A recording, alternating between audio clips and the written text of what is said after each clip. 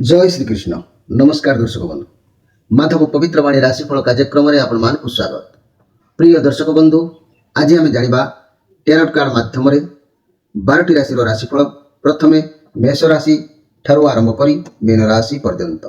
ता पूर्व मोर प्रिय दर्शक बंधु, आसतु जाना आज दिनचर्चा कार्यक्रम विषय। आज बैशाख मास मेष मास 21 दिन मे मास 4 तारिख रविवार। आज सप्तमी 18 दंड 32 दिवा 12टा 34 मिनिट दिवा 12टा 43 मिनिट पर्यंत। आज पुष्या नक्षत्र 31 दंड 20 अहरात्र 5टा 50 मिनिट पर्यंत। आज गंड जोग खया। तेबे आजिर जन्म होउतबा शिशुर कर्कट राशि विप्रवर्ण देवगण। अपराह्न 5टा 50 मिनिट पर राक्षस गण। आज मृत्यु व्यक्तिर 2 पाद पुष्कर दोष दिवा 12टा 43 मिनिट पर 1 पाद पुष्कर दोष। फल पशु और कृषि संतान हानि। होमादि शांति अन्न वस्त्र स्वर्ण तंडुल मासदन और कांस्य पात्र दान। आज सप्तमी श्राद्ध। आज निषिद्ध खाद्य कहले ताल भोजन निषेध। दिवा 12टा 43 मिनिट पर नारिकेल अर्थात नड़िया भोजन निषेध। आज रविवार जोगु आमिष बिरी मसूर अदा निम्ब दग्ध द्रव्य भोजन निषेध।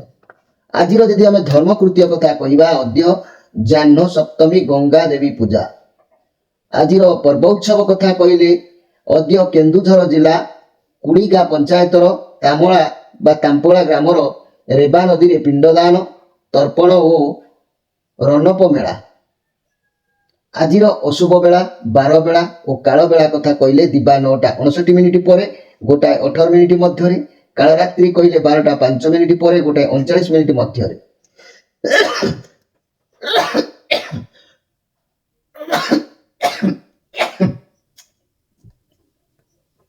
आज जदि शुभ बेला महेंद्र जोग कथा कहवा प्रातरु दिवा 6टा 6 मिनिट मध्य। संध्या 6टा 55 मिनिट पर 7टा 42 मिनिट मध्य। रात्रि 12टा 29 मिनिट पर। जदि अमृत जोग कथा कहवा तेबे दिवा 6टा 5 मिनिट पर 9टा 8 मिनिट मध्य। रात्रि 7टा 41 मिनिट पर 9टा 17 मिनिट मध्य। प्रिय दर्शक बंधु, ये थिला आज दिनचर्चा कार्यक्रम विषय संक्षेप वार्ता आपण मानकु। एबे आसंतु आमे कार्ड माध्यम 12टी कार्ड संग्रह करबा। ए 12टी कार्ड रे आमे जानिबा 12टी राशि विषय। प्रथमे मेष राशि ठारू आरंभ करी मीन राशि पर्यंत देखिबा कोन आसुची मोर प्रिय 12टी राशि राशिफल भाई भाई मानकर। जय श्री कृष्ण। मे मास 4 तारिख रविवार कोन आसुची 12टी राशि राशिफल। जय मातेर माता। जय श्री कृष्ण। प्रथमे मेष राशि।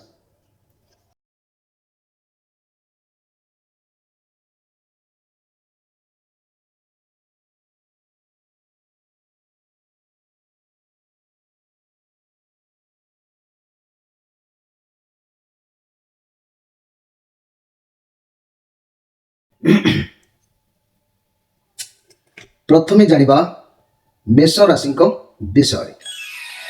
मोर प्रिय मेष राशि भाई भाई माने ये द इम्प्रेस कार्ड आसी। ये बृहस्पति कार्ड अच्छी।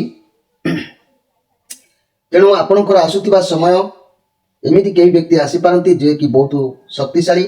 से आपणकर लाइफ रे किछि बदलवार जोग देखा दउछि। जीवन को बदल देवार किछि आभास जणा दउछि।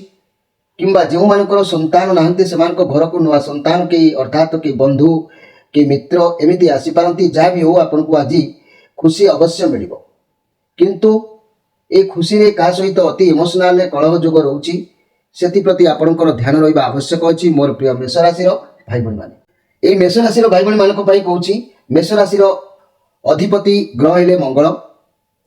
तेणु ए मंगल को कारण जदि आपनकर रक्त पित्त किछि रोग देखा दउछि, जादू भगंदर प्रमेह ब्रहण अस्थि भांगिबा बारंबार किंबा रक्तस्राव हवा किंबा अग्नि हेतुक द्वाइदी किंबा अर्श रोगर कारण होउछि, तेबे यार प्रतिकार निमंते आपण सुगंधी गछर मूल को जदि धारण करुछंती मंगलवार तेबे निश्चित भाव में ए सब रोगरू आपण को सुरक्षा मिलता है। এই যদি ଧାରଣ ନ କରିବେ ଆପଣଙ୍କର ଟନସିଲ ରୋଗ ଦେଖାଦେବ, ଗଳା ରୋଗ ଦେଖାଦେବ, କଣ୍ଠ ରୋଗ ଦେଖାଦେବ, ଗଣ୍ଠି ବିକାର, ରକ୍ତ ବିକାର, ଆଖି ରୋଗ, ମୁଣ୍ଡ ବ୍ୟଥା, ବେହୋସ ହେବା ଏସବୁ ନିଶ୍ଚିତ ଭାବରେ ଆପଣଙ୍କର ଦେଖାଦେବାର ଯୋଗ ହେଇଥାଏ। ତେଣୁ ମୋର ପ୍ରିୟ ମେଷ ରାଶିର ଭାଇ ଭଉଣୀମାନେ ନିଶ୍ଚିତ ଭାବରେ ଏହି ସୁଗନ୍ଧି ଗଛର ମୂଳକୁ ଧାରଣ କରନ୍ତୁ। ସମୟ ନିଶ୍ଚିତ ଭାବରେ ଭଲରେ ଅତିବାହିତ ହେବ। ମେଷ ରାଶିର ସ୍ୱାମୀ ଯେହେତୁ ମଙ୍ଗଳଙ୍କ ପାଇଁ ଆପଣ ଏକ ତିନିମୁଖୀ ରୁଦ୍ରାକ୍ଷରଟି ଆପଣ ଧାରଣ କରନ୍ତୁ। ଏହି ତିନିମୁଖୀ ରୁଦ୍ରାକ୍ଷର ଅଧିପତି ଗ୍ରହ ମଧ୍ୟ ହେଉଛନ୍ତି ମଙ୍ଗଳ। କାରଣ ଏହାକୁ କାହିଁକି ଧାରଣ କରିବେ ନା ଆପଣଙ୍କର ଯଦି କିଛି ସମସ୍ୟା ରହୁଛି, ବେପାରରେ କ୍ଷତି ହେବା, ସ୍ୱାମୀ ସ୍ତ୍ରୀ ମନମତାନ୍ତର ହେବା, କିମ୍ବା ଚାକିରିରେ ବିଫଳତା ହେବା, ବିଦ୍ୟାରେ ଅବହେଳିତ ହେବା, କିମ୍ବା ଋଣ ଧାର କରଜରେ ସୀମା ପାର ହୋଇଯିବା, ଶତ୍ରୁ ବୃଦ୍ଧି ହେବା, ଯଦି ବି ଏସବୁ ହେଉଛି ତାହେଲେ ତିନିମୁଖୀ ରୁଦ୍ରାକ୍ଷରଟି ମଙ୍ଗଳଙ୍କ ପାଇଁ ଧାରଣ କରନ୍ତୁ। କାରଣ ଏହି ତିନିମୁଖୀ ରୁଦ୍ରାକ୍ଷର ଅଗ୍ନି ଗ୍ରାହ ପ୍ରାତ୍ୟ ଅଗଳାୟ ଦକ୍ଷିଣାୟ ସ୍ୱରୂପ ଅଟେ। ତିନିମୁଖୀ ରୁଦ୍ରାକ୍ଷ ଧାରଣ କରିବାର ମାନେ ଅସ୍ଥି ମଜା, ଗଣ୍ଠି ଆଦି ବ୍ୟଥାର ମଧ୍ୟ କାରଣ ହୋଇଥିବାରୁ ଅସ୍ଥି ମଜା ଗତିତ ରୋଗ ନିବାରଣ ହୋଇଥାଏ। ତିନିମୁଖୀ ରୁଦ୍ରାକ୍ଷ ଧାରଣ କରିବା ଲାଭକାରୀ ମଧ୍ୟ ହୋଇଥାଏ। ତେବେ ମନେ ରଖନ୍ତୁ ମୋର ପ୍ରିୟ ଯାହାକି ମେଷ ରାଶିର ଭାଇ ଭଉଣୀମାନେ, ତିନିମୁଖୀ ରୁଦ୍ରାକ୍ଷର ସାକ୍ଷାତ ଅଗ୍ନି ଭାବରେ ବିଚାର କରାଯାଇଥାଏ। ସ୍ତ୍ରୀ ହତ୍ୟାକାରୀ ପାପୀ ତିନିମୁଖୀ ରୁଦ୍ରାକ୍ଷ ଧାରଣ କଲେ ସେ ପାପରୁ ମଧ୍ୟ ତ୍ରାହି ପାଇଥାଏ। ତିନିମୁଖୀ ରୁଦ୍ରାକ୍ଷରକୁ ବ୍ରହ୍ମା, ବିଷ୍ଣୁ, ମହେଶ୍ୱର ଭାବରେ କୁହାଯାଇଛି। ତିନିମୁଖୀ ରୁଦ୍ରାକ୍ଷର ତିନି ଗୋଟି ଗୁଣ ବି ରହିଛି। ତିନି ଗୋଟି ଗୁଣକୁ ସତ, ରଜ, ତମ, ଆକାଶ, ପାତାଳ, ପୃଥିବୀ ଭାବରେ ବିଚାର କରାଯାଇଛି। ତିନିମୁଖୀ ରୁଦ୍ରାକ୍ଷ ଧାରଣ କଲେ ବାତ, ପିତ୍ତ ଆଦି ଦୋଷରୁ ମଧ୍ୟ ରକ୍ଷା ମିଳିଥାଏ।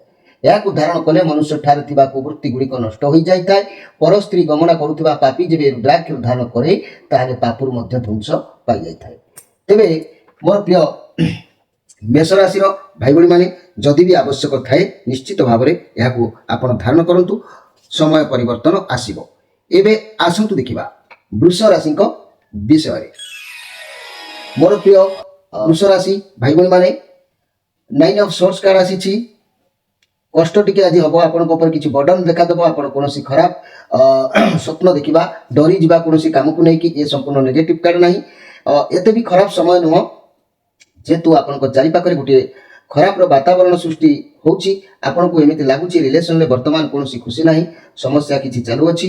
ଆପଣଙ୍କ ମନରେ ବହୁତ ଯନ୍ତ୍ରଣା ଭରି ରହୁଛି। ଯଦି ବି ସିଙ୍ଗଲ ଅଛନ୍ତି ତେବେ ଆପଣ ଅତୀତର କଥା ଧରିକି ବସନ୍ତୁ ନାହିଁ, ଦୁଃଖିତ ହୁଅନ୍ତୁ ନାହିଁ। ତେବେ ମୋର ପ୍ରିୟ ବୃଷ ରାଶିର ଭାଇ ଭଉଣୀମାନେ, ମନ ଦୁଃଖ କରିବାର କିଛି ନାହିଁ। ଆଜି ସମ୍ମାନିତ ହେବାର ଦିନ ଅଛି, ଭଲ ଦିନ ବି ଆପଣଙ୍କ ପାଇଁ ରହିବ। କିନ୍ତୁ ମନ ଆପଣଙ୍କର କଷ୍ଟ ରହିଲେ ମଧ୍ୟ ସେ କଷ୍ଟ ଆପଣଙ୍କ ମନ ଭିତରୁ ବାହାରିଯିବ। ଏଇଠି ଗୋଟିଏ କଥା ମନେ ରଖନ୍ତୁ ମୋର ପ୍ରିୟ ବୃଷ ରାଶିର ଭାଇ ଭଉଣୀମାନେ, ଆପଣମାନେ ମନେ ରଖନ୍ତୁ ଆପଣଙ୍କ ରାଶିର ଅଧିପତି ଗ୍ରହ ହେଲେ ଶୁକ୍ର। এই ଅଧିପତି ଗ୍ରହ ଯେହେତୁ ବୃଷ ରାଶିର ଅଧିପତି ଗ୍ରହ ଯେହେତୁ ଶୁକ୍ର, ଏହି ଶୁକ୍ରଙ୍କ ପାଇଁ ବିଭିନ୍ନ ପ୍ରକାର ରୋଗ ମଧ୍ୟ ଶରୀରରେ ଦେଖାଯାଇଥାଏ। ଯେମିତିକି ଚକ୍ଷୁ ରୋଗ, ଗୁହସ୍ଥଳ ଗୁହଦ୍ୱାର କିମ୍ବା ଲିଙ୍ଗଜାତ ସମସ୍ତ ରୋଗ, ପ୍ରମେହ, ଶୋଥ, ମୂତ୍ରାଘାତ, ଗୁଳ୍ମ ରୋଗ, ସ୍ତ୍ରୀର ପଦର ପୀଡ଼ା କିମ୍ବା ଗର୍ଭଶୂଳ, ମାନହାନିକାରକ ପୀଡ଼ା, ଇନ୍ଦ୍ରିୟ ମାନକ ପୀଡ଼ା, ବହୁମୂତ୍ର ରୋଗ ଏସବୁ ନିଶ୍ଚିତ ଭାବରେ ଦେଖାଦେଇଥାଏ। ଏହି ଶୁକ୍ରଙ୍କ କାରଣରୁ ବାତ, ପିତ୍ତ, କଫ ସମ୍ବନ୍ଧୀୟ ବୀର୍ଯ୍ୟ ବିକାର, ଆଖି ପୋଡ଼ିବା, ମୂତ୍ରପୀଡ଼ା ହେବା, ଗର୍ଭାଶୟର ଦୁର୍ବଳତା, ପେଟର କୌଣସି ରୋଗ ବାରମ୍ବାର ଦେଖାଦେବା, ଅଣ୍ଡକୋଷର ବେଦନା ହେବା ଏସବୁ ଯଦି ଦେଖାଦେଉଛି କିମ୍ବା ଚାହୁଁଛନ୍ତି ଏସବୁ ନ ହେଉ, ତାହେଲେ ମନେ ରଖନ୍ତୁ ଆପଣ ମାସକର୍ମୀ ମୂଳ ଯଦି ଧାରଣ କରୁଛନ୍ତି ଶୁକ୍ରବାର ଦିନ, ତେବେ ଆପଣ ନିଶ୍ଚିତ ଭାବରେ ଉପକୃତ ହେବେ। ଏସବୁ ରୋଗ ହେଇଥିଲେ କଣ୍ଟ୍ରୋଲରେ ରହିବ, ରୋଗ ନ ହେଇଥିଲେ ଆସିବାକୁ ଆଉ ବାଟ ପାଇବ ନାହିଁ। ତେବେ ଆଉ ଏକ କଥା କହୁଛି, ବୃଷ ରାଶି ସ୍ୱାମୀ ହେଲେ ଶୁକ୍ର। ଶୁକ୍ରଙ୍କର ଅତି ପ୍ରିୟ ଷଡ଼ମୁଖୀ ରୁଦ୍ରାକ୍ଷର। ଏହି ଷଡ଼ମୁଖୀ ରୁଦ୍ରାକ୍ଷର ବିଷୟରେ କାହିଁକି ମୁଁ କହୁଛି, କାହିଁକି ଆପଣ ଧାରଣ କରିବା ପାଇଁ ଆପଣଙ୍କୁ କହୁଛି ନା, ଯଦି ଆପଣଙ୍କ ଜୀବନରେ ବାରମ୍ବାର କିଛି ଦୁର୍ଘଟଣା ଘଟୁଛି, କିଛି ଅଶୁଭ କାରକ ହେଉଛି, କିଛି ମାନହାନି ହେଉଛି, ଶତ୍ରୁ ବୃଦ୍ଧି ହେଉଛି, ବ୍ୟବସାୟରେ ଲସ୍ ହେଉଛି, ବିଦ୍ୟା କ୍ଷେତ୍ରରେ ଅବହେଳା ହେଉଛି, ଚାକିରି କ୍ଷେତ୍ରରେ ବାରମ୍ବାର ଫେଲୁଅର ହେଉଛନ୍ତି, କିମ୍ବା ଋଣ ସମସ୍ୟାରେ ବୁଡ଼ି ନିଜକୁ କଷ୍ଟ ଅନୁଭବ କରୁଛନ୍ତି, ଋଣର ସୀମା ଟପି ଟପି ଚାଲୁଛି, ନିଶ୍ଚିତ ଭାବରେ ଆପଣଙ୍କ ରାଶିର ଅଧିପତି ଗ୍ରହ ଶୁକ୍ରଙ୍କ ପାଇଁ ଆପଣ ଏହି ଷଡ଼ମୁଖୀ ରୁଦ୍ରାକ୍ଷ ଧାରଣ କରିବା ଆବଶ୍ୟକ ଅଛି। କାରଣ ଏହି ଷଡ଼ମୁଖୀ ରୁଦ୍ରାକ୍ଷର ଅଧିପତି ଗ୍ରହ ହେଲେ ଶୁକ୍ର। ଏହି ରୁଦ୍ରାକ୍ଷର ସାକ୍ଷାତ କାର୍ତ୍ତିକେୟଙ୍କର ଅଂଶ ଅଟନ୍ତି। ବ୍ୟବସାୟ ତୀକ୍ଷ୍ଣ ବୃଦ୍ଧି, ଲକ୍ଷ୍ମୀ ପ୍ରାପ୍ତି, ଦୁଃଖ ଦାରିଦ୍ରତାରୁ ମୁକ୍ତି ଏହି ରୁଦ୍ରାକ୍ଷ ଧାରଣ ଫଳରେ ମିଳିଥାଏ। ତେଣୁ ଏହାକୁ ଗାଈ ଘିଅରେ ରଖି ଯଦି ଆପଣ ଧାରଣ କରିବେ, ଆଖିର ମୋତିଆ ବିନ୍ଦୁ ମଧ୍ୟ ଭଲ ହୋଇଥାଏ। ନିୟମ ଅନୁସାରେ ଧାରଣ କଲେ ଶୁକ୍ରକ୍ଷୟ, ଯୌନ ରୋଗ, ନପୁଷ୍କତା ରୋଗ ଆଦି ଏସବୁ ନିଶ୍ଚିତ ଭାବରେ ଦୂର ହୋଇଥାଏ। ଆପଣ ଧାରଣ କଲେ ସମସ୍ୟା ସମାଧାନ ହେବାର ପଥ ଖୋଲିବ ନିଶ୍ଚିତ ଭାବରେ। ଏବେ ଆସନ୍ତୁ ଦେଖିବା ମିଥୁନ ରାଶିଙ୍କ ବିଷୟରେ। ମୋର ପ୍ରିୟ ମିଥୁନ ରାଶିର ଭାଇ ଭଉଣୀମାନେ, ଏସ୍ ଅଫ୍ ୱାନ୍ସ କାର୍ଡ ଆସିଛି। ଆପଣଙ୍କୁ ସଫଳତା ମିଳିବାର ଯୋଗ ଆଜି ଜଲ୍ଦି ଦେଖାଦେଉଛି। କୌଣସି ବି ନୂଆ କାମ ଆରମ୍ଭ କରିବାର ଯୋଗ ଅଛି। ଆପଣଙ୍କୁ ସଫଳତା ନିଶ୍ଚିତ ମିଳିବ। ଈଶ୍ୱରଙ୍କ ଆଶୀଷ ଆପଣଙ୍କ ସାଥିରେ ଅଛି। ଆପଣଙ୍କୁ ନୂଆ ଚାକିରି ଅପରଚ୍ୟୁନିଟି ଆସିପାରେ, ନୂଆ ବ୍ୟବସାୟ ଯେଉଁଥିରେ ଆପଣଙ୍କୁ ସଫଳତା ମିଳିବ। ନିଜ ଦକ୍ଷତା ଉପରେ ଆପଣ ଭରସା ରଖନ୍ତୁ। ଭଗବାନଙ୍କ ଆଶୀର୍ବାଦ ଆପଣଙ୍କ ସାଥିରେ ଅଛି। ଇଏ ପଜିଟିଭ କାର୍ଡ ଅଛି ମୋର ପ୍ରିୟ ଯାହାକି ମିଥୁନ ରାଶିର ଭାଇ ଭଉଣୀମାନେ। ଇଏ ଏସ୍ ଅଫ୍ ୱାନ୍ସ କାର୍ଡ, ଯେହେତୁ ଏ ବ୍ୟବସାୟ ପାଇଁ ବହୁତ ଭଲ କାର୍ଡ ଅଟେ। ରବିଙ୍କର କାର୍ଡ ଅଛି। ଆପଣଙ୍କ ଖରାପ ସମୟ ବିତି ଯାଉଛି, ଆଗକୁ ଭଲ ସମୟ ଆସୁଛି। ଏହା ବହୁତ ପଜିଟିଭ କାର୍ଡ ଅଛି। ବ୍ୟବସାୟ କ୍ଷେତ୍ରରେ ଗ୍ରୋଥ ନିଶ୍ଚିତ ହେବ। ସବୁ କ୍ଷେତ୍ର ପାଇଁ ଏହା ବହୁତ ଭଲ କାର୍ଡ ଅଟେ ମୋର ପ୍ରିୟ ମିଥୁନ ରାଶିର ଭାଇ ଭଉଣୀମାନେ। ତେବେ ମିଥୁନ ରାଶିର ଭାଇ ଭଉଣୀମାନେ ମନେ ରଖନ୍ତୁ ଯେ କି ଆଜି ମନ ଭିତରେ କୌଣସି କାର୍ଯ୍ୟକୁ ଚିନ୍ତା କରି ଧୈର୍ଯ୍ୟର ହାନି ହେଇପାରେ। କାର୍ଯ୍ୟ ସମୟ ଭଲ ଅଛି, କିନ୍ତୁ ଆପଣ ବୁଝାମଣା ଅଧୈର୍ଯ୍ୟ କାରଣରୁ ଧୈର୍ଯ୍ୟ ହାନିର ଯୋଗ ଦେଖାଦେଉଛି। ତେବେ ଏହି ମିଥୁନ ରାଶିଙ୍କର ରାଶି ଅଧିପତି ଗ୍ରହ ହେଉଛନ୍ତି ବୁଧ। ବୁଧଙ୍କର କାରଣରୁ ମଣିଷ ଶରୀରରେ ଚର୍ମ ରୋଗ, ଜିହ୍ବା ରୋଗ, ବାନ୍ତି, ତ୍ରିଦୋଷ ଜନିତ ରୋଗ ହୋଇଥାଏ। ତେବେ ଯଦି ଆପଣ ଏହି ବୁଧଙ୍କ ପାଇଁ ପ୍ରତିକାର କରିବେ ତାହେଲେ ନିଶ୍ଚିତ ଭାବରେ ରୋଗରୁ ତ୍ରାହି ମିଳିବ। ତା ନହେଲେ ନାକ କାନ ଦୋଷ, ବାତ ଜନିତ ରୋଗ, ଚର୍ମ ରୋଗ, ଉଚ୍ଚ ସ୍ଥାନରୁ ପଡ଼ିବା ରୋଗ ଏସବୁ ଏହି ବୁଧଙ୍କ ପାଇଁ ହୋଇଥାଏ। ତେବେ ଆପଣ ଯଦି ବୁଧବାର ଦିନ ବୁଧ ଦ୍ୱାରକ ମୂଳକୁ କବଚରେ ଭରି ଧାରଣ କରିବେ ନିଶ୍ଚିତ ଭାବରେ ଉପକୃତ ହେବେ। ଆଉ ଏହି ମିଥୁନ ରାଶିର ଅଧିପତି ବା ସ୍ୱାମୀ ବୁଧ, ଏହାଙ୍କର ଅତି ପ୍ରିୟ ରୁଦ୍ରାକ୍ଷର ଚତୁର୍ମୁଖୀ। ଏହି ଚତୁର୍ମୁଖୀ ରୁଦ୍ରାକ୍ଷରଟିଏ ଯଦି ଆପଣ ମଧ୍ୟ ଧାରଣ କରୁଛନ୍ତି ଆପଣଙ୍କୁ ମଧ୍ୟ ଲାଭ ମିଳିଥାଏ। ଏହି ଚତୁର୍ମୁଖୀ ରୁଦ୍ରାକ୍ଷର କାହିଁକି ଆପଣ ଧାରଣ କରିବେ ମୋର ପ୍ରିୟ ମିଥୁନ ରାଶିର ଭାଇ ଭଉଣୀମାନେ? ନା, ଏ ଚତୁର୍ମୁଖୀ ରୁଦ୍ରାକ୍ଷର ହେଉଛନ୍ତି ସାକ୍ଷାତ ବ୍ରହ୍ମା। ଏହାର ଅଧିପତି ଗ୍ରହ ହେଉଛନ୍ତି ବୁଧ। ବିଦ୍ୟା, ଆଧ୍ୟାତ୍ମିକ ଜ୍ଞାନ, ବାକ୍ ଶକ୍ତି, ସିଦ୍ଧି, ସନ୍ତାନ ପ୍ରାପ୍ତି ଓ ସ୍ମରଣ ଶକ୍ତି ବୃଦ୍ଧି ଲାଗି ଏ ରୁଦ୍ରାକ୍ଷର ସଫଳତା ପ୍ରଦାନ ଦେଇଥାଏ। ସାକ୍ଷାତକାର ପରୀକ୍ଷାରେ ସଫଳତା ଓ ସାମାଜିକ ପ୍ରତିଷ୍ଠା କ୍ଷେତ୍ରରେ ଉପଯୁକ୍ତ ଅଟେ ଏ ରୁଦ୍ରାକ୍ଷର। ତେଣୁ ମୋର ପ୍ରିୟ ଯାହାକି ମିଥୁନ ରାଶିର ଭାଇ ଭଉଣୀମାନେ, ଆପଣମାନେ ମନେ ରଖନ୍ତୁ ଚତୁର୍ମୁଖୀ ରୁଦ୍ରାକ୍ଷରକୁ ସ୍ୱୟଂ ବ୍ରହ୍ମା ବୋଲି କୁହାଯାଇଛି। ମନୁଷ୍ୟ ନରହତ୍ୟା କରି ପାପ ଅର୍ଜନ କରିଥିଲେ ଏହି ରୁଦ୍ରାକ୍ଷ ଧାରଣ କଲେ ନରହତ୍ୟା ପାପରୁ ମୁକ୍ତି ନିଶ୍ଚିତ ପାଇଥାଏ। ତେବେ ଏହି ଚତୁର୍ମୁଖୀ ରୁଦ୍ରାକ୍ଷରର ରୁକ୍ ଯଜୁର୍ ସାମ ଅଥର୍ବ ବେଦର ମାନ୍ୟତାକୁ ମିଳିଛି। ଏ ରୁଦ୍ରାକ୍ଷରକୁ ଧାରଣ କଲେ ଧର୍ମ, ଅର୍ଥ, କାମ, ମୋକ୍ଷର ଫଳ ପ୍ରାପ୍ତି ହୋଇଥାଏ। ଏ ରୁଦ୍ରାକ୍ଷ ଧାରଣ କଲେ ବିଦ୍ୟା ବୁଦ୍ଧିର ଉନ୍ନତି ହୋଇଥାଏ। ଧନ ପ୍ରାପ୍ତି ନିମନ୍ତେ ଚାରିମୁଖୀ ରୁଦ୍ରାକ୍ଷ ଧାରଣ କରିବା ଦରକାର ଅଛି। ଏ ରୁଦ୍ରାକ୍ଷ ଧାରଣ କଲେ ମନୁଷ୍ୟ ସ୍ମୃତି ମାନସିକ କଷ୍ଟରୁ ଉଦ୍ଧାର ପାଇଥାଏ। ରୁଦ୍ରାକ୍ଷ ଧାରଣ କଲେ ମନୁଷ୍ୟ ସୁସ୍ଥ ସବଳ ନିରୋଗ ମଧ୍ୟ ହୋଇଥାଏ। ତେଣୁ ଆପଣ ନିହାତି ଭାବରେ ଧାରଣ କଲେ ତାର ନିଶ୍ଚିତ ପ୍ରତିକାର ସ୍ୱରୂପ ଆପଣଙ୍କୁ ଲାଭ ମିଳିବ। ଏବେ ଆସନ୍ତୁ ଦେଖିବା ଯେ କି କର୍କଟ ରାଶିଙ୍କ ବିଷୟରେ। ମୋର ପ୍ରିୟ କର୍କଟ ରାଶିର ଭାଇ ଭଉଣୀମାନେ, ଇଏ 7 ଅଫ୍ ସୋର୍ସ କାର୍ଡ ଆସିଛି। ଆପଣଙ୍କ ସହିତ କିଏ ଧୋକା ଚିଟିଂ କରିପାରେ କିମ୍ବା ଚାଲାକି କରିପାରନ୍ତି। ଆପଣଙ୍କ ବନ୍ଧୁମାନେ କିଏ ଚିଟିଂ କରିପାରନ୍ତି, ସେମାନେ ଆପଣଙ୍କର ଶୁଭଚିନ୍ତକ ନୁହନ୍ତି। ଆପଣଙ୍କ ସହିତ କିଏ ଖରାପ ବ୍ୟବହାର ଆଜି କରିପାରେ, କେୟାରଫୁଲ ଭାବରେ ରୁହନ୍ତୁ। ଲଭ୍ ରିଲେସନ୍ ଯଦି କହିବା, ଲଭ୍ ରିଲେସନସିପ୍ରେ କୌଣସି ତୃତୀୟ ବ୍ୟକ୍ତିଙ୍କ ଯୋଗୁଁ ଆପଣଙ୍କ ସମ୍ପର୍କ ଖରାପ ହେଇପାରେ। ଆଉ ଏଠି ଆଉ ଗୋଟିଏ କଥା ମୁଁ କହୁଛି, ମନେ ରଖନ୍ତୁ ମୋର ପ୍ରିୟ କର୍କଟ ରାଶିର ଭାଇ ଭଉଣୀମାନେ, ଆପଣ ବହୁତ ଚାଲାକ, ମିଛ କଥା କୁହନ୍ତି ନାହିଁ। ଆପଣ କିଛି ଭୁଲ କାମ ଆଜି କରିପାରନ୍ତି, ତେବେ ଧରା ପଡ଼ିଯିବାର ବି ଚାନ୍ସ ରହୁଛି। ତେଣୁ ସବୁ ଜାଗାରୁ ପ୍ଲାନିଂ କରିକି କାମ ଆଜି କରନ୍ତୁ। ଲୁଚାଣିଆ କିଛି କାମ କରନ୍ତୁ ନାହିଁ। ପ୍ଲାନିଂର ସହ କାର୍ଯ୍ୟ କରନ୍ତୁ, ନହେଲେ ଧରା ପଡ଼ିଯିବେ। ଆଜି ମନି କ୍ୟାରିୟର କଥା କହିଲେ, ବ୍ୟବସାୟ କଥା କହିଲେ ନିଜର ପଇସାକୁ ଯତ୍ନରେ ରଖନ୍ତୁ। ଆବଶ୍ୟକରେ ଖର୍ଚ୍ଚ କରନ୍ତୁ, ଇନଭେଷ୍ଟ କରନ୍ତୁ ନାହିଁ, ବୁଡ଼ିଯିବାର ଆଶଙ୍କା ରହୁଛି। ଯଦି କିଏ ଆପଣଙ୍କୁ କହୁଛି ବା ଅଧିକ ରଖିବା ପାଇଁ ମିଳିବାର ଆଶା ଦେଖାଉଛି ତାହେଲେ ଫସିଯିବେ। ଆପଣ କେୟାରଫୁଲ ଭାବରେ ସମୟକୁ ଆଜି ନେବା ଆବଶ୍ୟକ ଅଛି ମୋର ପ୍ରିୟ କର୍କଟ ରାଶି ଭାଇ ଭଉଣୀ। କିନ୍ତୁ ଅନ୍ୟର କଥା, ଅନ୍ୟର କାର୍ଯ୍ୟକୁ ଦେଖିକି ଆପଣଙ୍କର ମନ ଆଜି ଉତ୍ସାହିତ ରହିବ, ମନ ଖୁସି ରହିବ, କିନ୍ତୁ ଭାବି ଚିନ୍ତି କାମ କରିବା ଆବଶ୍ୟକ ଅଛି। ଏବେ ମୋର ପ୍ରିୟ এই কর্কট রাশি ভাই ভଉଣୀ ମାନେ, ଆପଣଙ୍କ ରାଶିର ଅଧିପତି ଗ୍ରହ ହେଲେ ଚନ୍ଦ୍ର। ଚନ୍ଦ୍ରଙ୍କ ଅଶୁଭରେ କ'ଣ ରୋଗ ହୋଇଥାଏ ନା ଗଳଗଣ୍ଡ ଦେଖାଦେଇଥାଏ, କଫଜନିତ ରୋଗ ଦେଖାଦେଇଥାଏ, କାଶ, ବାନ୍ତି, କ୍ଷୟ ରୋଗ ଦେଖାଦେଇଥାଏ, ଶୂଳ ରୋଗ, ଶ୍ରୀପଦ, ଗୋଦର, ଜଳ ଉଦର କିମ୍ବା ଆମାଶୟ, ଅତିସାର, ଉଦରୋଗ, ନିଶ୍ୱାସ ଗ୍ରହଣ କରିବାର ଆଦି ରୋଗ ମଧ୍ୟ ଦେଖାଦେଇଥାଏ। ଏହି ଚନ୍ଦ୍ରଙ୍କ କାରଣରୁ ଆପଣଙ୍କର ଅନିଦ୍ରା ହେବା, କଫ ସମ୍ବନ୍ଧୀୟ ଅର୍ଜିନ, ଥଣ୍ଡା ଜ୍ୱର, ମାନସିକ ସନ୍ତୁଳନ, ପେଟର ବାରମ୍ବାର ରୋଗ, କିନ୍ତୁ ବାଧାର ଯୋଗ ମଧ୍ୟ ଦେଖା ଦେଇଥାଏ। ତେଣୁ ଆପଣ ଯଦି କ୍ଷୀରକୋଳି ଗଛର ମୂଳକୁ ସୋମବାର ଦିନ ଆଣି ଧାରଣ କରୁଛନ୍ତି ନିଶ୍ଚିତ ଭାବରେ ଆପଣ ସଫଳତା ପାଇବେ, ଏ ରୋଗରୁ ତ୍ରାହି ପାଇବେ। ଆଉ ଏଇ କର୍କଟ ରାଶିର ସ୍ୱାମୀ ହେଲେ ଚନ୍ଦ୍ରମା, ଏହାଙ୍କର ରୁଦ୍ରାକ୍ଷର ହେଉଛି ଦୁଇମୁଖୀ। ତେଣୁ ଏଇ ଦୁଇମୁଖୀ ରୁଦ୍ରାକ୍ଷରଟି ଯଦି ବି ମଧ୍ୟ ଆପଣ ଧାରଣ କରୁଛନ୍ତି ଅନେକ ଉପକୃତ ହେବେ। ଦୁଇମୁଖୀ ରୁଦ୍ରାକ୍ଷର ମୋର ପ୍ରିୟ କର୍କଟ ରାଶି କାହିଁକି ଧାରଣ କରିବେ ନା ଦୁଇମୁଖୀ ରୁଦ୍ରାକ୍ଷର ଅଧିପତି ଗ୍ରହ ହେଉଛନ୍ତି ଚନ୍ଦ୍ର। ଏହା ସ୍ୱୟଂ ଶିବଙ୍କର ଅର୍ଦ୍ଧନାରୀଶ୍ୱର ରୂପ ଅଟେ। ଏହାକୁ ଧାରଣ କଲେ ଶିବ ପାର୍ବତୀ ପ୍ରସନ୍ନ ହୁଅନ୍ତି। ଏ ରୁଦ୍ରାକ୍ଷର ଧାରଣ ମନ୍ତ୍ର ବି ଅଛି। ତେବେ ଏହି ରୁଦ୍ରାକ୍ଷର କର୍କଟ ରାଶି ଜାତ ବ୍ୟକ୍ତିମାନେ ଧାରଣ କଲେ ଅତି ଉତ୍ତମ ଫଳ ସେମାନଙ୍କୁ ପ୍ରାପ୍ତି ହୋଇଥାଏ। ତେବେ ମନେ ରଖନ୍ତୁ ଏହି ଦୁଇମୁଖୀ ରୁଦ୍ରାକ୍ଷର ସ୍ୱତନ୍ତ୍ର ଦେବ ମାନେ ଦେବୀ ଓ ଦେବତା ରୂପରେ ପୂଜା କରାଯାଇଥାଏ। ବ୍ୟକ୍ତି ଯେବେ ଗୋହତ୍ୟା କରିଥାନ୍ତି ଦ୍ୱିମୁଖୀ ରୁଦ୍ରାକ୍ଷ ଧାରଣ କଲେ ପାପ ଖଣ୍ଡନ ହୁଏ। ଦ୍ୱିମୁଖୀ ରୁଦ୍ରାକ୍ଷକୁ ଅର୍ଦ୍ଧନାରୀଶ୍ୱର ମଧ୍ୟ କୁହାଯାଏ। ଏହାକୁ ଧାରଣ କରିବା ଦ୍ୱାରା ପ୍ରଚୁର ଧନ ସମ୍ପଦର ମାଲିକ ହୋଇଥାନ୍ତି। ମନ ମଧ୍ୟରେ ସଦାସର୍ବଦା ଧର୍ମଭାବ ଜାଗ୍ରତ ହୁଏ। ଦ୍ୱିମୁଖୀ ରୁଦ୍ରାକ୍ଷ ଧାରଣ କରିଥିବା ମହିଳାମାନଙ୍କର ଗର୍ଭ ରକ୍ଷା ନିଶ୍ଚିତ ହୋଇଥାଏ। ସେମାନଙ୍କର ସ୍ୱାସ୍ଥ୍ୟର ଉନ୍ନତି ଘଟିଥାଏ। ଗୃହସ୍ଥ ଜୀବନରେ ଖୁବ୍ ସୁଖ ଶାନ୍ତି ମିଳିଥାଏ। ଲୋକ ସମ୍ପର୍କ ବୃଦ୍ଧି ଘଟେ। ପାପୀ ଦୁରାଚାରୀମାନେ ଏହାକୁ ପିନ୍ଧିଲେ ସେମାନଙ୍କର ସଦ୍ଜ୍ଞାନ ବୃଦ୍ଧି ହୋଇଥାଏ। ଦୁଇମୁଖୀ ରୁଦ୍ରାକ୍ଷ ଧାରଣ କରିବା ବ୍ୟକ୍ତି ବୃତ୍ତି ବ୍ୟବସାୟ ବିଶେଷ ଲାଭ ନିଶ୍ଚିତ ହୋଇଥାଏ।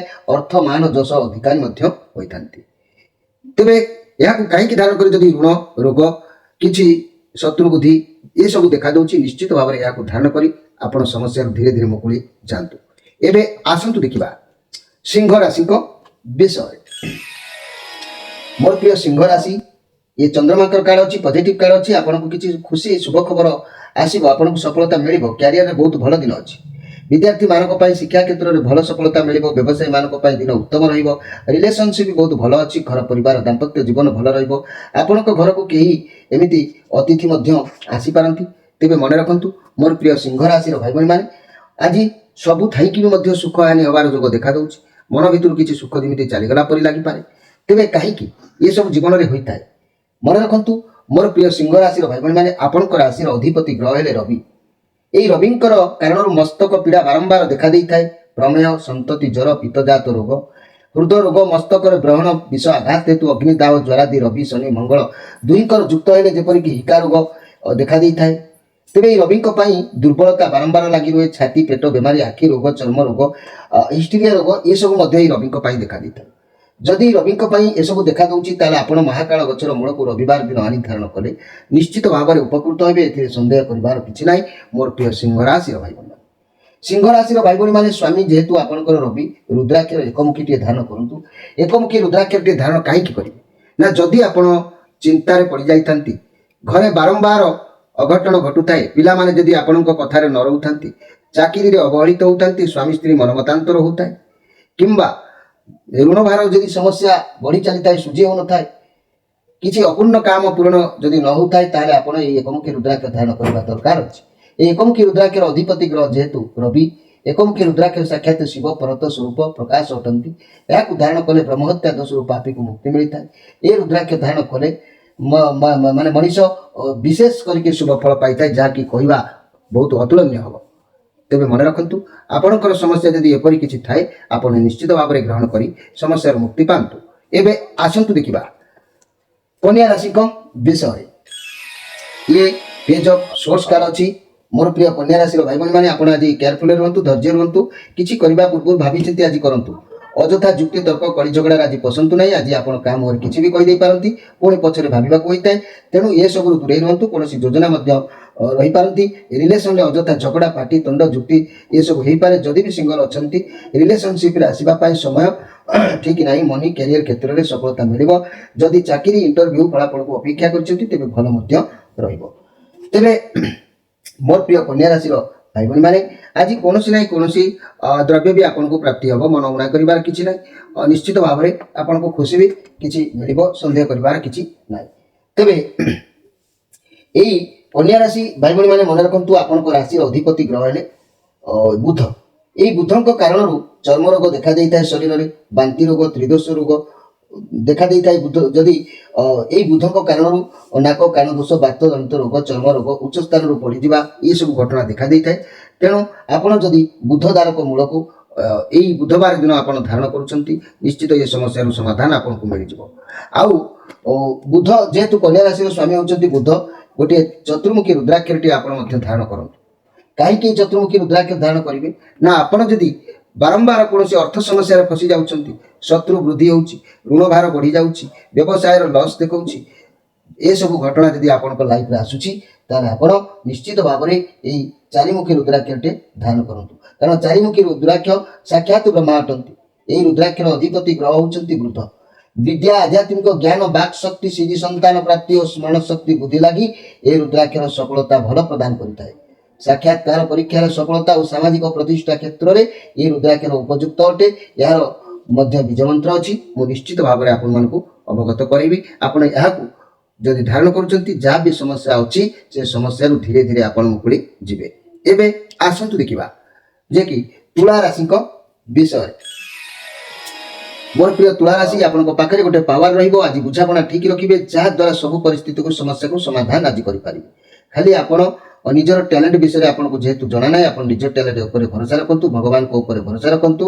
କିଛି ବି କାମ ଆଜି ଆରମ୍ଭ କରନ୍ତୁ, ଭଲ ସମୟ ଅଛି, ବହୁତ ଅପରଚ୍ୟୁନିଟି ଆପଣଙ୍କ ହାତକୁ ଆସିବ। ସମୟ ଭାବିଚିନ୍ତି ନିଅନ୍ତୁ। ଯାହା ବି କାମ କରୁଛନ୍ତି ତା ପୂର୍ବରୁ ଆପଣ ଲୋକମାନଙ୍କ ସହିତ ମିଶି ପଚାରି ବିଚାରି ଏମିତି କରିବା ଆବଶ୍ୟକ ଅଛି। ତେଣୁ ଆଜି ଆପଣଙ୍କୁ ପ୍ରତି କାର୍ଯ୍ୟରେ ସଫଳତା ନିଶ୍ଚିତ ଭାବରେ ମିଳିବ। ତେବେ ଏହି ତୁଳା ରାଶି ଭାଇ ଭଉଣୀମାନେ, ଆପଣମାନେ ମନେ ରଖନ୍ତୁ, ଆପଣଙ୍କ ରାଶିର ଅଧିପତି ଗ୍ରହ ହେଲେ ଶୁକ୍ର। ଏହି ଶୁକ୍ରଙ୍କର କାରଣରୁ ଚକ୍ଷୁ ରୋଗ, ଗୁହସ୍ଥଳ, ଗୁହଦ୍ୱାର କିମ୍ବା ଲିଙ୍ଗ ଜାତୀୟ ସମସ୍ତ ରୋଗ ବାରମ୍ବାର ଦେଖାଯାଇଥାଏ। ତେବେ ସ୍ୱତ, ମୂତ୍ରାଘାତ, ଗୁଳ୍ମ ରୋଗ, ସ୍ତ୍ରୀର ପଦର ପୀଡ଼ା କିମ୍ବା ଗର୍ଭସ୍ୱଳ, ମାନହାନିକାରକ ପୀଡ଼ା, ଇନ୍ଦ୍ରିୟ ମାନଙ୍କର ପୀଡ଼ା, ବହୁମୂତ୍ର ରୋଗ ନିଶ୍ଚିତ ଭାବରେ ଦେଖାଦେଇଥାଏ ଏହି ଶୁକ୍ରଙ୍କ ପାଇଁ। ଏହି ଶୁକ୍ରଙ୍କ ପାଇଁ ଆପଣଙ୍କର ବାତ, ପିତ୍ତ, କଫ ସମ୍ବନ୍ଧୀୟ ବୀର୍ଯ୍ୟ ବିକାର, ଆଖି ବାରମ୍ବାର ପୋଡ଼ିବା, ଗର୍ଭାଶୟର ଦୁର୍ବଳତା କିମ୍ବା ପେଟରେ ବାରମ୍ବାର ରୋଗ ଦେଖାଦେବା, ଅଣ୍ଡକୋଷର ବେଦନା ହେବା, ଏସବୁ ଏହି ଶୁକ୍ରଙ୍କ କାରଣରୁ ହୋଇଥାଏ।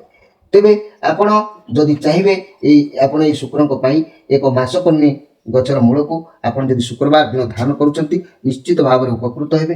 ତା ଛଡ଼ା ଏହି ତୁଳା ରାଶିର ସ୍ୱାମୀ ଯେହେତୁ ଶୁକ୍ର, ଗୋଟିଏ ଷଡ଼ମୁଖୀ ରୁଦ୍ରାକ୍ଷଟି ଆପଣମାନେ ଧାରଣ କରନ୍ତୁ। ଏହି ଷଡ଼ମୁଖୀ ରୁଦ୍ରାକ୍ଷ କାହିଁକି ଧାରଣ କରିବେ ନା, ଆପଣଙ୍କର ଯଦି ସେଭଳି କିଛି ସମସ୍ୟା ଅଛି, ଶତ୍ରୁ ଗୃହର ଚତୁଃପାର୍ଶ୍ୱରେ ଘେରିକି ରହୁଛନ୍ତି, ଶତ୍ରୁକୁ ଦେଖିଲେ ଛାତି ଥରବର ହେଉଛି, ହାର୍ଟ ଆଟାକର ରୋଗ ଲକ୍ଷଣ ଦେଖାଦେଉଛି, କିମ୍ବା ଋଣ ଭାର ବଢ଼ିଯାଉଛି, ଋଣର ସୀମା ଟପି ଯାଉଛି, କରଜର ଯାହାକୁ କହନ୍ତି ଲଗାମ ରହୁନି, ତେବେ ତାହେଲେ ଆପଣଙ୍କୁ ଏହି ଷଡ଼ମୁଖୀ ରୁଦ୍ରାକ୍ଷ ଧାରଣ କରିବାକୁ ପଡ଼ିବ। ଏହି ଷଡ଼ମୁଖୀ ରୁଦ୍ରାକ୍ଷର ଅଧିପତି ଗ୍ରହ ହେଲେ ଶୁକ୍ର। ଏହି ରୁଦ୍ରାକ୍ଷର ସାକ୍ଷାତ କାର୍ତ୍ତିକେୟଙ୍କର ଅଂଶ ଅଟନ୍ତି। ବ୍ୟବସାୟର ତୀକ୍ଷ୍ଣ ବୁଦ୍ଧି, ଲକ୍ଷ୍ମୀ ପ୍ରାପ୍ତି, ଦୁଃଖ ଦାରିଦ୍ରତାରୁ ମୁକ୍ତି କରିଥାଏ। ତେବେ ଏହାକୁ ଯଦି ଆପଣ ନିଶ୍ଚିତ ଭାବରେ ନିୟମ କାନୁନରେ ଧାରଣ କରିବେ, ଗାଈ ଘିଅରେ ରଖି ଧାରଣ କରିବେ, ଆଖିର ମୋତିଆ ବିନ୍ଦୁ ପର୍ଯ୍ୟନ୍ତ ମଧ୍ୟ ଭଲ ହୋଇଯାଇଥାଏ। ନୀତି ନିୟମ ଅନୁସାରେ ଧାରଣ କଲେ ଶୁକ୍ରକ୍ଷୟ ଜନିତ ରୋଗ ଓ ନପୁଷ୍ପତା ରୋଗ ମଧ୍ୟ ଆରୋଗ୍ୟ ଲାଭ ହୋଇଥାଏ। ଏବେ ଆସନ୍ତୁ ଦେଖିବା ବିଛା ରାଶିଙ୍କ ବିଷୟରେ। ମୋର ପ୍ରିୟ ବିଛା ରାଶିର ଭାଇ ଭଉଣୀମାନେ, ଇଏ ବହୁତ ବଢ଼ିଆ କାର୍ଡ ଆସିଛି। ଆପଣଙ୍କ ଫ୍ୟାମିଲି ଲାଇଫ୍ ବହୁତ ଭଲ ରହିବ। ପରିବାର ଲୋକଙ୍କ ସପୋର୍ଟ ଆଜି ରହିବ। ଦୁଃଖ ମୁଣ୍ଡ ଉପରୁ ହଟିଯିବା ପରି ଲାଗୁଛି। ପରିବାରର ଛୋଟ ମୋଟ ପାର୍ଟି ହେଇପାରେ, ଯାହା ବି କାର୍ଯ୍ୟ କରିବେ ସବୁ ସଫଳ ହେବ। ଆପଣଙ୍କୁ ସବୁ ଇଚ୍ଛା ଆଜି ନିଶ୍ଚିତ ଭାବରେ ପୂରଣ ହେବ, ଏଥିରେ ସନ୍ଦେହ କରିବାର କିଛି ନାହିଁ। ତେବେ ଏହି ବିଛା ରାଶିର ଭାଇ ଭଉଣୀମାନେ ମନେ ରଖନ୍ତୁ ଯେ କି ଆପଣଙ୍କ ରାଶିର ଅଧିପତି ଗ୍ରହଙ୍କ କଥା ମୁଁ ଯଦି କହିବି, ଏହି ବିଛା ରାଶିଙ୍କର ଅଧିପତି ଗ୍ରହ ଯେହେତୁ ମଙ୍ଗଳ, ଏହି ମଙ୍ଗଳଙ୍କ ପାଇଁ ମଙ୍ଗଳଙ୍କ ପାଇଁ ବିଭିନ୍ନ ପ୍ରକାର ସମସ୍ୟା ଦେଖା ଦେଇଥାଏ। ଯଦି ଆପଣଙ୍କର ଦେଖାଯାଉଛି ତାହେଲେ ପ୍ରତିକାର କରନ୍ତୁ। ରକ୍ତ, ପିତ୍ତ, ତହିଁରୁ ଜାତ ସମସ୍ତ ରୋଗ ତଥା ଯାଦୁ, ଭଗନ୍ଦର, ପ୍ରମେୟ, ଗ୍ରହଣ, ଅସ୍ଥି ଭାଙ୍ଗିଯିବା, ରକ୍ତସ୍ରାବ ହେବା, ଅଗ୍ନି ହେତୁକ ଦ୍ୱାହିତି କିମ୍ବା ଅର୍ଶ ରୋଗର କାରଣ ମଧ୍ୟ ହୋଇଥାଏ ଏହି ମଙ୍ଗଳଙ୍କ ପାଇଁ। ତେବେ ଏହାର ପ୍ରତିକାର ନିମିତ୍ତ ମୁଁ ନିଶ୍ଚିତ ଆପଣମାନଙ୍କୁ କହୁଛି, ଆପଣମାନେ ଶୁଣନ୍ତୁ। ଏହି ମଙ୍ଗଳ ଯଦି ପ୍ରତିକାର ନ କରିବେ, ଟନସିଲ ରୋଗ ଦେଖାଦେବ, ଗଳାର ବିଭିନ୍ନ ସମସ୍ୟା ଦେଖାଦେବ, କଣ୍ଠ ରୋଗ ଦେଖାଦେବ, ରକ୍ତ ବିକାର, ଗଣ୍ଠି ବ୍ୟଥା, ଆଖି ରୋଗ, ମୁଣ୍ଡ ବ୍ୟଥା, ବେହୋସ ହେବା, ଏସବୁ ମଧ୍ୟ ଏହି ମଙ୍ଗଳଙ୍କ ପାଇଁ ଦେଖା ଦେଇଥାଏ। ତେଣୁ ଆପଣ ଯଦି ଏହି ମଙ୍ଗଳଙ୍କ ପାଇଁ ସୁଗନ୍ଧି ଗଛର ମୂଳ ଧାରଣ କରୁଛନ୍ତି ମଙ୍ଗଳବାର ଦିନ, ନିଶ୍ଚିତ ଭାବରେ ଆପଣ ଉପକୃତ ହେବେ। ଏତଦ୍ ବ୍ୟତୀତ ଯଦି ମୁଁ କହିବି, ଏହି ବିଛା ରାଶି ଭାଇ ଭଉଣୀ ମାନଙ୍କର ସ୍ୱାମୀ ଯେହେତୁ ମଙ୍ଗଳ, ଆପଣ ଏକ ତିନିମୁଖୀ ରୁଦ୍ରାକ୍ଷରଟେ ଧାରଣ କରନ୍ତୁ। ତିନିମୁଖୀ ରୁଦ୍ରାକ୍ଷର ଆପଣ କାହିଁକି ଧାରଣ କରିବେ, ଏହାର କାରଣ କ'ଣ ନା, ଯଦି ଆପଣଙ୍କର ଏଭଳି ସମସ୍ୟା ହେଉଛି, ଘରେ ସ୍ୱାମୀ ସ୍ତ୍ରୀ ଭିତରେ ବାରମ୍ବାର କଳି ଝଗଡ଼ା ଲାଗି ରହୁଛି, ବ୍ୟବସାୟରେ ଲାଭ ହେଉନାହିଁ, ବ୍ୟବସାୟ ଭଲ ଚାଲୁନାହିଁ, କିମ୍ବା ଚାକିରିରେ ବିଘଟନ ଘଟୁଛି, ଋଣ ଭାର ବଢ଼ିଯାଉଛି, ସମସ୍ୟା ବାରମ୍ବାର ଦେଖାଦେଉଛି, ଶତ୍ରୁ ବୃଦ୍ଧି ହେଉଛି, ଏସବୁ ଯଦି ହେଉଛି ତାହେଲେ ମନେ ରଖନ୍ତୁ ମୋର ପ୍ରିୟ ଯାହାକି ବିଛା ରାଶିର ଭାଇ ଭଉଣୀମାନେ, ଆପଣ ଏକ ଦୁଇମୁଖୀ ରୁଦ୍ରାକ୍ଷରଟେ ଧାରଣ କରନ୍ତୁ। ଦୁଇମୁଖୀ ରୁଦ୍ରାକ୍ଷର ଅଧିପତି ଗ୍ରହ ହେଲେ ଚନ୍ଦ୍ର। ତେବେ ମୋର ବିଛା ରାଶିର ଭାଇ ଭଉଣୀମାନେ ଆପଣ এই ତିନିମୁଖୀ ରୁଦ୍ରାକ୍ଷଟେ ଧାରଣ କରନ୍ତୁ ବିଛା ରାଶିର ଭାଇ ଭଉଣୀମାନେ। এই ତିନିମୁଖୀ ରୁଦ୍ରାକ୍ଷର ଅଧିପତି ଗ୍ରହ ହେଲେ ମଙ୍ଗଳ। ତେଣୁ এই ତିନିମୁଖୀ ରୁଦ୍ରାକ୍ଷର ଅଧିପତି ମଙ୍ଗଳ ଯେହେତୁ এই ରୁଦ୍ରାକ୍ଷର ଅଗ୍ନି ଗ୍ରାହ ପାତ୍ୟ ବା ହଳାୟ ଦକ୍ଷିଣାୟ ସ୍ୱରୂପ ଅଟେ। এই ତିନିମୁଖୀ ରୁଦ୍ରାକ୍ଷ ଧାରଣ କରିବା ଅସ୍ଥି ମଜା ଗଣ୍ଠି ଆଦି ବ୍ୟଥାର କାରଣ ହୋଇଥିବାରୁ ଅସ୍ଥି ମଜାଗତି ରୋଗ ନିବାରଣ ହୋଇଥାଏ। ଏହି ବ୍ୟକ୍ତି ତିନିମୁଖୀ ରୁଦ୍ରାକ୍ଷ ଧାରଣ କରିବା ବହୁତ ଲାଭପ୍ରଦ ମଧ୍ୟ ନିଶ୍ଚିତ ଭାବରେ ହୋଇଥାଏ। ତେବେ ମୋର ପ୍ରିୟ ଯାହାକି ବିଛା ରାଶିର ଭାଇ ଭଉଣୀମାନେ ତିନିମୁଖୀ ରୁଦ୍ରାକ୍ଷରକୁ ସାକ୍ଷାତ ଅଗ୍ନି ଭାବରେ ବିଚାର କରାଯାଇଛି। ସ୍ତ୍ରୀ ହତ୍ୟାକାରୀ ପାପୀ ଯଦି ଏ ରୁଦ୍ରାକ୍ଷ ଧାରଣ କରେ ସେ ପାପରୁ ମଧ୍ୟ ମୁକ୍ତି ପାଇଯାଏ। ତିନିମୁଖୀ ରୁଦ୍ରାକ୍ଷରକୁ ବ୍ରହ୍ମା ବିଷ୍ଣୁ ମହେଶ୍ୱର ଭାବରେ ପୂଜା କରାଯାଏ। ତିନିମୁଖୀ ରୁଦ୍ରାକ୍ଷର ତିନୋଟି ଗୁଣ ଅଛି। ତିନି ଗୋଟି ଗୁଣକୁ ସତ ରଜ ତମ ଆକାଶ ପାତାଳ ପୃଥିବୀ ଭାବରେ ବିଚାର କରାଯାଇଛି। ତିନିମୁଖୀ ରୁଦ୍ରାକ୍ଷ ଧାରଣ କଲେ ବାତ ପିତ ଆଦି ରୋଗରୁ ଆପଣଙ୍କୁ ନିଶ୍ଚିତ ଭାବରେ ତ୍ରାହି ମିଳିଥାଏ। ଏହାକୁ ଧାରଣ କଲେ ମନୁଷ୍ୟ ଠାରେ କୁବୃତ୍ତି ଗୁଡ଼ିକ ନଷ୍ଟ ହୋଇଥାଏ। ପର ସ୍ତ୍ରୀ ଗମନା କରୁଥିବା ପାପୀ ଏ ରୁଦ୍ରାକ୍ଷରକୁ ଧାରଣ କଲେ ତାହେଲେ ପାପରୁ ମଧ୍ୟ ଧ୍ୱଂସ ପାଇଥାଏ। ତେଣୁ ଆପଣ ନିହାତି ଭାବରେ ଧାରଣ କରି ଆପଣଙ୍କର ଯାହା ବି ସମସ୍ୟା ଅଛି ସେଥିରୁ ଧୀରେ ଧୀରେ ମୁକ୍ତି ପାଆନ୍ତୁ। ଏବେ ଆସନ୍ତୁ ଦେଖିବା ଧନୁ ରାଶିଙ୍କ ବିଷୟରେ। ମୋର ପ୍ରିୟ ଧନୁରାଶି ଭାଇ ଭଉଣୀମାନେ ଇଏ ଚନ୍ଦ୍ରମାଙ୍କର କାଳ ଅଛି। ଯେହେତୁ ଇଏ ଧନୁରାଶି ଭାଇ ଭଉଣୀମାନେ ଚନ୍ଦ୍ରମାଙ୍କର କାଳ ଅଛି କିଛି ପରିସ୍ଥିତି ଆପଣଙ୍କୁ କଷ୍ଟସାଧ୍ୟ ହୋଇପାରେ। ଆପଣଙ୍କ ଯାହା ଭାବନା ଆପଣ ପରିସ୍ଥିତି ଜିନିଷକୁ ଗ୍ରହଣ କରିନପାରନ୍ତି କାରଣ ଆପଣଙ୍କ ପାଖରେ ଦୁଇଟା ଅପସନ୍ ଆଜି ରହିଯାଉଛି ଯାହାର ଆପଣ ବାଛି ପାରିବେ ନାହିଁ। ଆପଣଙ୍କୁ କିଛି ବୁଝା ପଡ଼ିବ ନାହିଁ ଆପଣ କ'ଣ କରିବେ ଦୁଃଖରେ ରହିବେ କାରଣ ଭାବି ପାରିବେ ନାହିଁ କ'ଣ କରିବେ କ'ଣ ନାହିଁ। ନିଜ ଭିତରେ ନିଜେ ଖାଲି ଗୁଣି ସାରି ଦ୍ୱନ୍ଦ୍ୱୀ ହେବେ। ଏ ଚନ୍ଦ୍ରମାଙ୍କର କାଳ ଯେହେତୁ ଅଛି ସତ୍ୟ ପଥରେ ଅବଶ୍ୟ ଚାଲିବେ। ଆଜି ଆପଣ ଦୁଇଟି ଜିନିଷରେ ଦ୍ୱନ୍ଦ୍ୱ ଭିତରେ ରହିବେ। ସେଥିଲାଗି କୌଣସି ନିଷ୍ପତ୍ତି ଆଜି ନେବା ଆପଣଙ୍କ ପାଇଁ ସମ୍ଭବପର ନ ହେଇପାରେ। ତେବେ ମନେ ରଖନ୍ତୁ ମୋର ପ୍ରିୟ ଯାହାକି ଧନୁ ରାଶିର ଭାଇ ଭଉଣୀମାନେ ଆପଣଙ୍କ ପାଇଁ ଆଜି କିଛି ବି ହାତରୁ ଅର୍ଥ ଖର୍ଚ୍ଚ ହେବାର ଯୋଗ ଦେଖାଦେଉଛି। ଏଇ ଧନୁ ରାଶିର ଭାଇ ଭଉଣୀମାନଙ୍କ ପାଇଁ ରାଶିର ଅଧିପତି ଗ୍ରହ ହେଲେ ବୃହସ୍ପତି। ବୃହସ୍ପତି ଯଦି ନିଚରେ ରହିଲେ ଅଶୁଭ କରେ ତାହେଲେ ମସ୍ତକ ପୀଡ଼ା ବାରମ୍ବାର ଦେଖାଦେବ। ମେଦ ରୋଗ ପାଦ ରୋଗ ଅକସ୍ମାତ ଶ୍ୱାସ ଅଟିକିବା ରୋଗ ଆଦି ଏସବୁ ସମସ୍ୟା ଆପଣଙ୍କୁ ଦେଖାଦେବ। ତେବେ ଏହି ବୃହସ୍ପତିଙ୍କ ପାଇଁ ଆପଣ ମଧ୍ୟ ବଦ ହଜମିର ଶିକାର ହୋଇପାରନ୍ତି। ପେଟରେ ଗ୍ୟାସ୍ ହେବା ସହିତ ଜ୍ୱର ଉଡ଼ାଜାହାଜ ଯାନବାହନ ଦୁର୍ଘଟଣା ଏହି ବୃହସ୍ପତିଙ୍କ ପାଇଁ ମଧ୍ୟ ଆପଣ ହୋଇପାରନ୍ତି। ଆପଣ ଗୁରୁବାର ଦିନ ବ୍ରହ୍ମଜ୍ୟୋଷ୍ଠୀ ମୂଳକୁ ଆଣି ବିଧିପୂର୍ବକ ଭାବରେ ଯଦି ଗ୍ରହଣ କରୁଛନ୍ତି ଆପଣଙ୍କୁ ନିଶ୍ଚିତ ଭାବରେ ଉପକୃତ ମିଳିବ। ତେବେ ଆଉ ଏକ କଥା ମୁଁ କହିବାକୁ ଚାହୁଁଛି ମୋର ପ୍ରିୟ ଧନୁ ରାଶିର ଭାଇ ଭଉଣୀମାନେ ଆପଣଙ୍କ ରାଶିର ଅଧିପତି ଗ୍ରହ ଯେହେତୁ ବୃହସ୍ପତି ଆପଣ ଏକ ପଞ୍ଚମୁଖୀ ରୁଦ୍ରାକ୍ଷରଟେ ଧାରଣ କରନ୍ତୁ।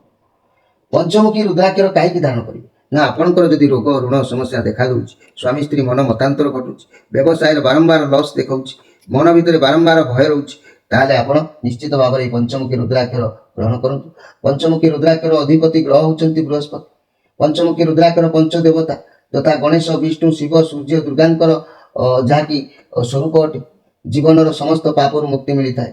ଶାନ୍ତି ଶତ୍ରୁନାଶ ସୁଖ ଶାନ୍ତି ଲାଗି ପଞ୍ଚମୁଖୀ ରୁଦ୍ରାକ୍ଷର ଧାରଣ କରାଯାଏ।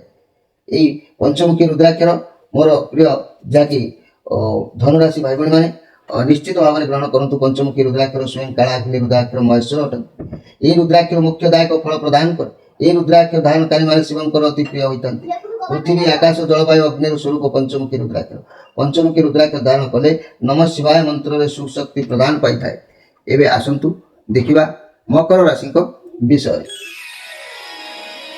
मोर प्रिय मकर राशि भाई भाई मैंने थ्री ऑफ पेंटाक्लस कार्ड आसी आज आप भाई क्या पाखु किसी साहय लोड़ार जोग देखा दूँ। तत्पर रे व्यस्त रे प्रति क्षेत्र में तरबरिया होगी किसी कम कर आप सत् मार्ग जब चलुँच आपको उचित साहय मिल आप निश्चित भाव में आप उपकृत हे। मोर प्रिय जहाँकि मकर राशि भाई भाई मैंने तेरे मकर राशि भाई भाई मैंने मन रखु आपण राशि अधिपति ग्रह है शनि। शनि जदि आपंकर दुर्बलता रहा ताले जख्मा रोग बात जनित रोग मूर्छा स्नाविक रोग कुर्मी हेतुक रोग किंबा पक्षाघात रोग श्वास बात हस्त पाग कंपा रोग देखा दिए। तेरे प्रतिकार कथा जी आम कह निश्चित भाव में आप प्रतिकार करेंगे त्राही पाइबे।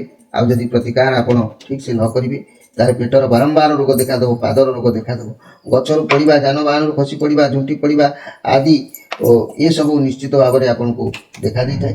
तेणु मोर प्रिय मकर राशि भाई भाई मैंने आपण मैंने निश्चित भाव में बाड़ी अला गचर मूल को जदि शनिवार दिन आनी धारण करूँधीपूर्वक भाव में निश्चित भाव में आप उपकृत हे।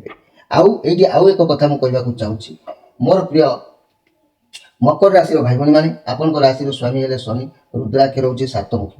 यही सातमुखी रुद्राक्षरटे आप धारण करूँ कहीं ना आपंकर जदि पिला माने आपको जदि न मानुंट मुरब्बित्व किसी रोना କିମ୍ବା ଋଣ ଧାର କରଜର ସୀମା ଟପି ଟପି ଯାଉଛି, ଯେଉଁ ଡାଳ ଧରୁଛନ୍ତି ସେ ଡାଳ ଭାଙ୍ଗି ଯାଉଛି, ହଠାତ୍ ଗୋଟେ ଗୃହ ନିର୍ମାଣ କରିବାକୁ ଚାହୁଁଛନ୍ତି, ମନରେ ବାଧାବିଘ୍ନ ଦେଖାଦେଉଛି, ଏସବୁ ଯଦି ଦେଖାଦେଉଛି ତାହେଲେ ଆପଣ ସପ୍ତମୁଖୀ ରୁଦ୍ରାକ୍ଷରଟେ ଧାରଣ କରନ୍ତୁ।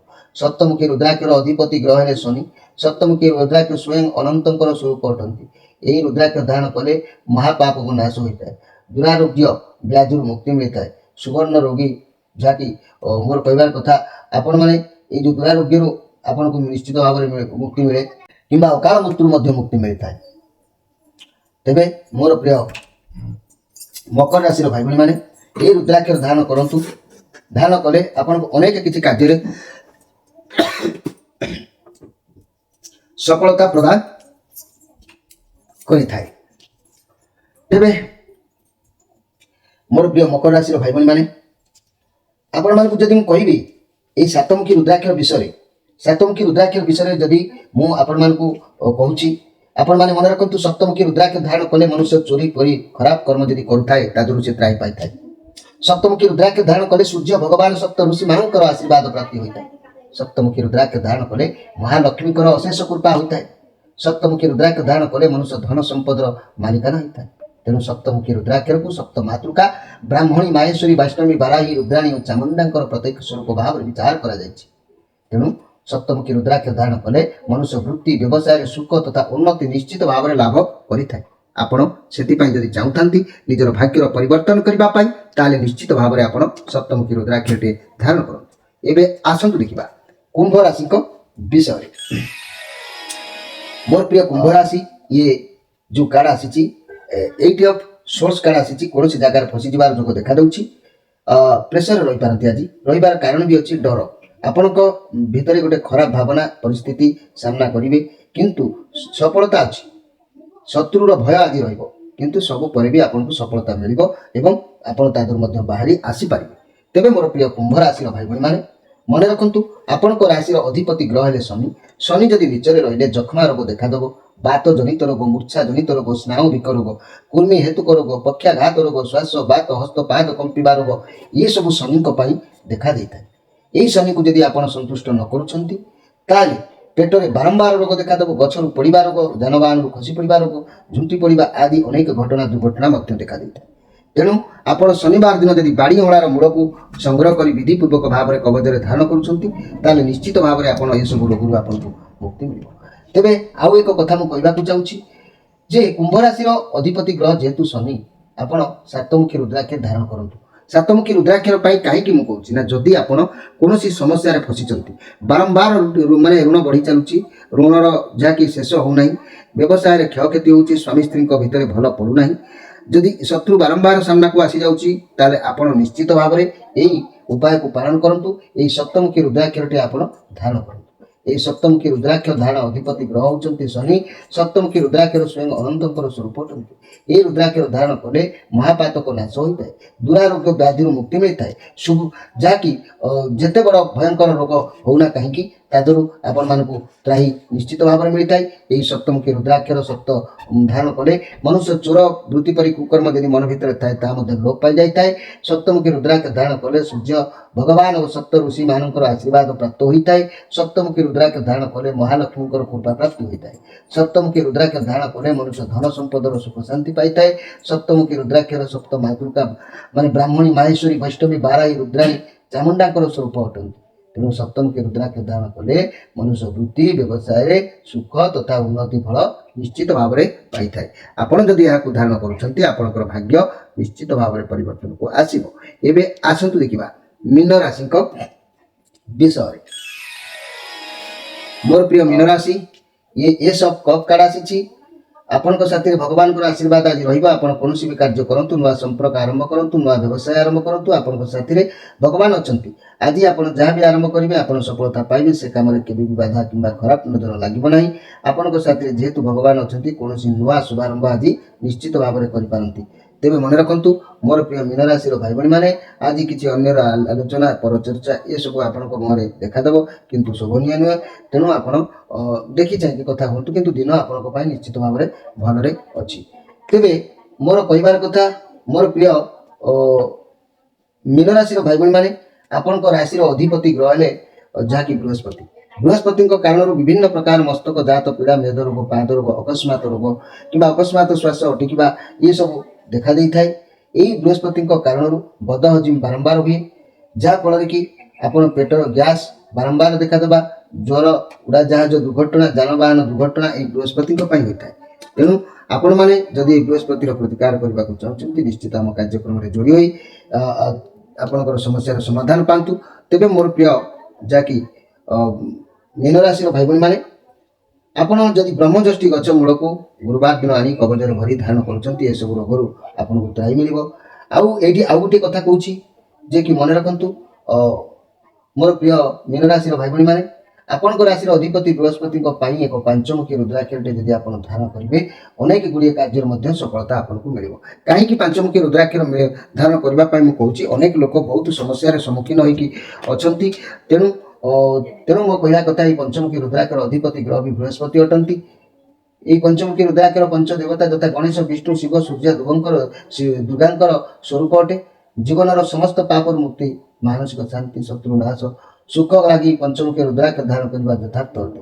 यार बीज मंत्र अच्छी मुझे निश्चित भाव में आपको कहबी ये पंचमुखी रुद्राक्षर स्वयं कालाग्नि रुद्राक्षर महेश्वर अटंती। ये रुद्राक्षर मुख्यदायक फल प्रदान करे। ये रुद्राक्ष धारणकारी मैंने शिवंकर अति प्रिय हमें। पृथ्वी आकाश जलवायु अग्नि पंच स्वरूप दोष ये पंचमुखी रुद्राक्षर जहाँकि आपको रक्षा करें। पंचमुखी रुद्राक्ष धारण कले नम शिवाय मंत्र सुशक्ति प्रकाश पाई था।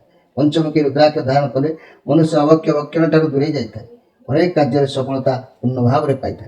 तेणु मोर प्रिय दर्शक बंधु आपण मानकर जदि एभली किसी समस्या होता है निश्चित भाव में आम स्क्रीन उपर नंबर दी जाइए आपण माने जोगाजोग करी आपण मानकर समस्यार समाधान करिवार सुजोग नहीं पारिबे। आज तो समय अत्याधिक हो जाइछि तेणु आपण मान ठार विदाय नहीं रहउछि। नमस्कार।